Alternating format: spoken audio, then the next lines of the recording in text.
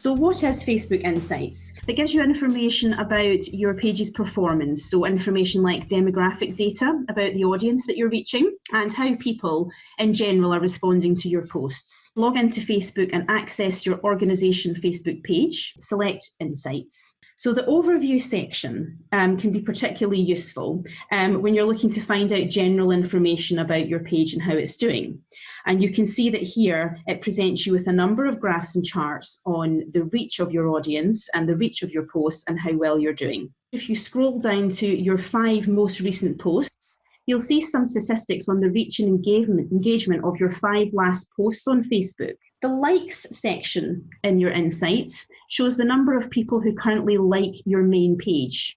This graph that you're provided with also shows the increase and decrease in your audience number over time. The post section in Insights is useful when considering when to post to your page. The people section in Insights highlights the demographics of your audience. Now, this can help you when you're deciding what content to share with your audience.